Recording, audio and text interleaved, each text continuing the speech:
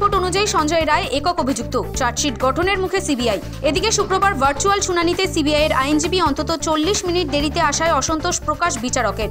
ধৃতের 14 দিনের জেল হেফাজতের নির্দেশ। সিবিআইয়ের পর এবার ইডি। শুক্রবার সকাল 6:30 নাগাদ আরজিকর হাসপাতালের আর্থিক দুর্নীতি মামলার তদন্তে সন্দীপের বেলেঘাটার বাড়িতে ইডি। একই সাথে হানা দেয় আরও 3 জায়গায়। হাওড়ায় বিপ্লব সিংহ ও কৌশিক কোলের বাড়ি, সুভাষগ্রামে প্রসূন চট্টোপাধ্যায়ের বাড়িতেও তল্লাশি। বেলা বাড়তেই ক্যানিং, চন্দননগর সহ একাধিক জায়গায় চলে তল্লাশি অভিযান। শুক্রবার সকাল 6:45 নাগাদ দক্ষিণ 24 পরগনার সুভাষগ্রামে প্রসূন চট্টোপাধ্যায়ের বাড়ি যায় ইডি। শুরু হয় টানা তল্লাশি। 7 ঘন্টা তল্লাশির পর দুপুর 2টো নাগাদ ইডি আটক করল সন্দীপ ঘনিষ্ঠ প্রসূন চট্টোপাধ্যায়কে। সুপ্রিম কোর্টে বড় ধাক্কা প্রাক্তন অধ্যক্ষ সন্দীপ ঘোষের। আবেদনে সাড়া দিল না সর্বোচ্চ আদালত।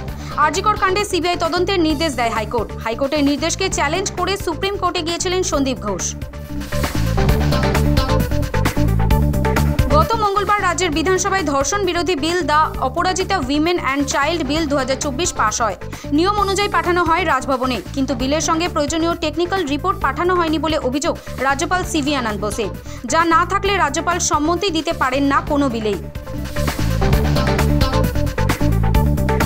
ভাঙড়ের আইএসএফ বিধায়ক নওশাদ সিদ্দিকীকে খুনের হুমকি। বিধানসভা যাওয়ার সময় নওশাদকে ফোন করে দেওয়া হয় হুমকি। অচেনা নম্বর থেকে ফোন করা হয় বলেই জানিয়েছেন নওশাদ। 2016 সালে এসএসসি নিয়োগ দুর্নীতি মামলায় গোটা প্যানেল বাতিলের নির্দেশ দেয় কলকাতা হাইকোর্টের ডিভিশন বেঞ্চ। চাকরি বাতিল হয় 25,753 জন শিক্ষাকর্মীর। জল গড়ায় সুপ্রিম কোর্টে। কলকাতা হাইকোর্টের রায় অন্তর্বর্তী স্থগিতাদেশ দিয়েছিল সুপ্রিম কোর্ট। সূত্রের খবর, এই মামলার শুনানি হতে পারে আগামী 10 সেপ্টেম্বর। 11 মাস পেরিয়ে গেলেও গাজায় থামেনি রক্তক্ষয়ী যুদ্ধ। হামাস নিধনে গাজা ভূখণ্ড গুড়িয়ে দিচ্ছে ইসরায়েল। যুদ্ধবিরতির পথে হাঁটতে চাইছে হামাস। তাই ইসরায়েলের প্রধানমন্ত্রী বেঞ্জামিন নেতানিয়াহুর উপর চাপ বাড়াতে আমেরিকার কাছে আর্জি জানিয়েছে হামাস। বলা হয়েছে, আর অন্ধ হয়ে থাকবেন না, এবার ইসরায়েলের ওপর চাপ সৃষ্টি করুন।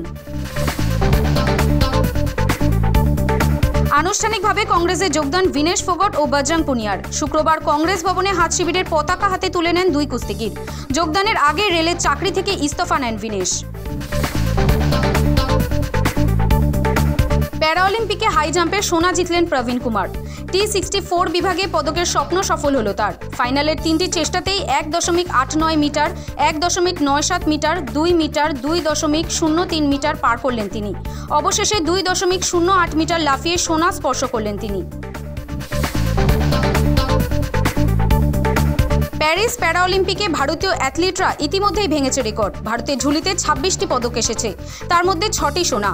এবার সমাপ্তি অনুষ্ঠানে পতাকাবাহী হবেন হরভিন্দর সিং ও প্রীতি পাল।